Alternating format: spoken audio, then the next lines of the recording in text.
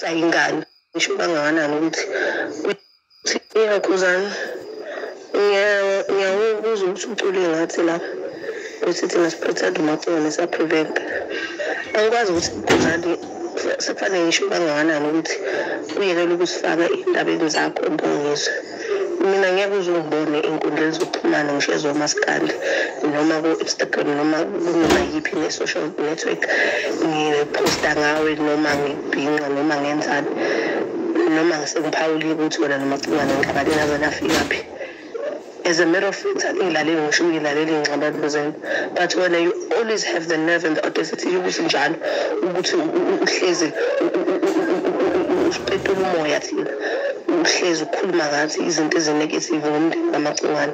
Angikwazi ukuthi ungene umkhasapha emndenini kamacingwane ngezinto zabafowabo izinto ezomndeni. Ngeke uzuthola ungizwe ehleli ngaphansi kwesihlahla le ekhaya kini elinde ukuzwa umuntu odlula ngendlela ukuthi uphila kanjani wena ekhaya kini nomndeni wakho nokuthi ninaziphi inkinga. Siyakubongela ukuthi unabalandeli abakhiya ngeenkinga zabantu engazathi bona makuba banazi inkinga. Wonke umndeni ngisho ngayakuphi ungahlala phansi kwesihlahla uphuma inhlambuluko zangempela, kodwa wena njalo uhlale ufuna ukuhlambalaza umndeni kamacingwane uzofaka abantu abangangeni kuwe, ufake umama, ufake usisi, ufake kwasana ethi ngizwe.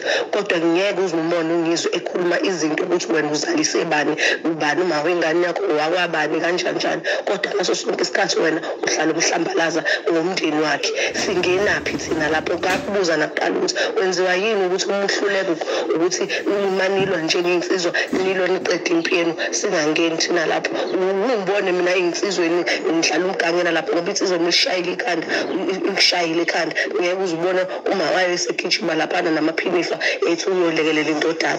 Weluhlulwa yini ukuthi ungizwe mayehlula lihlulane nodwa niqede le noma nimbize nishayane niqedane kodwa uhlezi ufaka igama labafazi phakathi nendawo? Uhlulwa yini?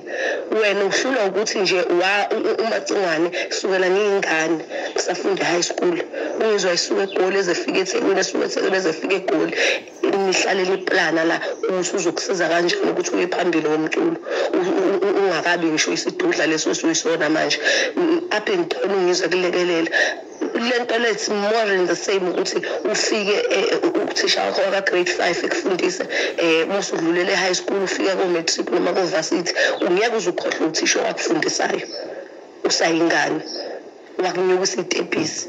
Uma ngabe ungazwene naye kodwa kusala khona naye igalela adlalayo lokuthi efike la ifika khona wena unyanyiswa yini ukuthi mhlawumbe umacingwane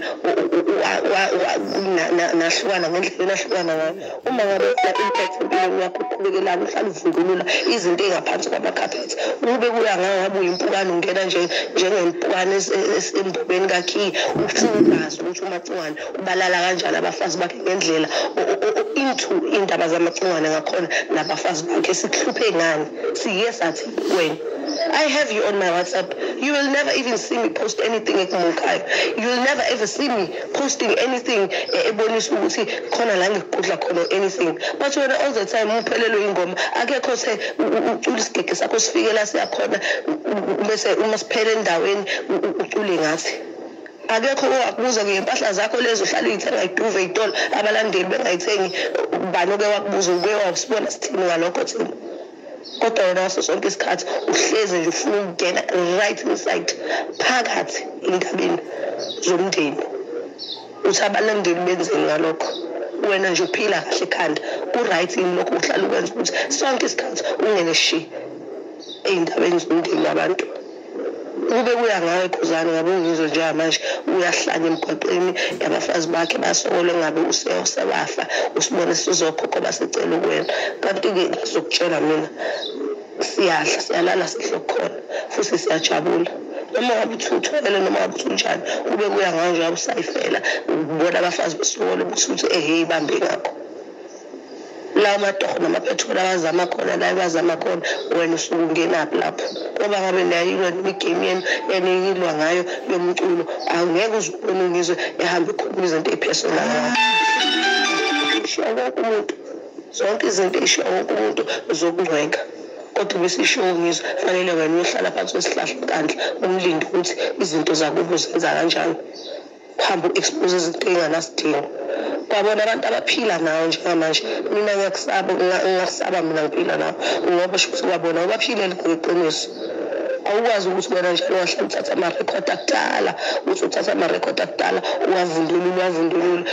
uvundulula izinto nezomndeni ngaleso sikhathi shuthi nalophila naye usengakwenza kuyena ngeke uzuwenze into ongeke uzuyenze komunye umuntu mina ngiyakusaba Khuzani indlela owenza ngayo izinto anginendaba nokuningi ekunendaba nakho indlela nje usipetula ngayo umoya uyawupetula umoya womuntu wena eyihlalele kwakhe ithulele eyihlele uphuthule nekabishi lakwakhe ufike wena uzosipetula umoya cha shame ngiyakubonga futhi ngiyakubongela ngibona nabalandeli bakho bathi begiye ngokuthi utheni kuMacengwane nomndeni wakhe engazathi bona banazo inkinga